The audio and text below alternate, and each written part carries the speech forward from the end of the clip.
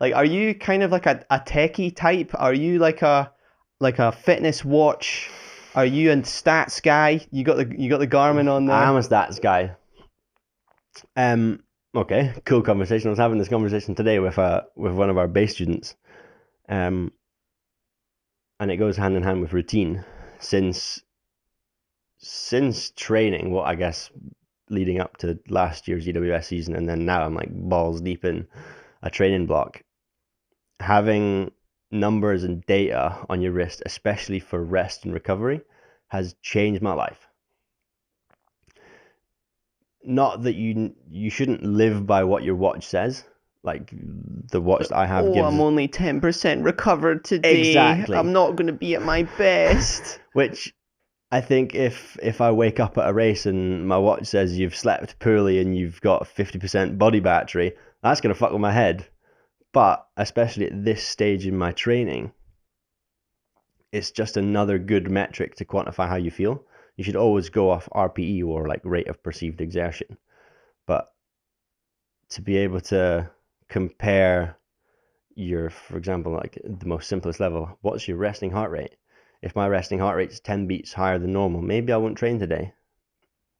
And that's super valuable for me and anybody, whether you're a top level performer or somebody just getting into sport. Like, if you want to be healthy, just pay attention to your body. Like, give yourself some good food, rest, especially the sleep score stuff on these watches that you can get access to these days has made it kind of a game, and it's more motivation for me to go to bed at 8:30, 9 o'clock every night, which I do. And that goes hand in hand with my routine. I've never felt better. I've never had more energy since I've been getting more rest. And the catalyst for me to make that healthy change in my life, to go to bed at a ridiculously early hour compared to what I used to, has been having this watch on my wrist. So if you're a numbers guy, get a watch and go to bed early. It's mint.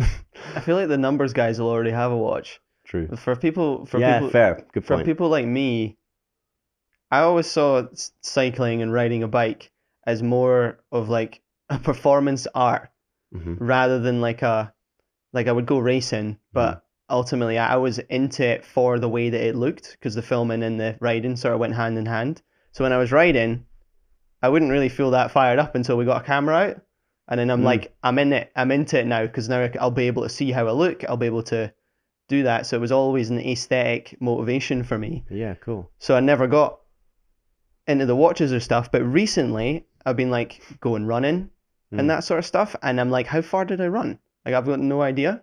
So I've been looking at all these blooming watches. What watch have you got? So funny story, actually. I've got a story for everything. uh, for the Christmas break, I went to Barcelona to visit my girlfriend, um, and I had a Garmin Forerunner 735 XT. If you're a nerd, and I forgot my charger. I got to the Edinburgh airport. I was like, oh, fuck, I forgot my charger. Prime opportunity to buy a new watch. So I went into whatever tech shop and I was like, I'm looking to buy a Garmin watch. And they're like, okay, here we go. We've got this. And then the watch that I bought was a Garmin Fenix 6 Pro, and it was 50% off. I was like, done. And that was just before Christmas, and that's when I like upped my game with my sleep and stuff. And it genuinely is mental.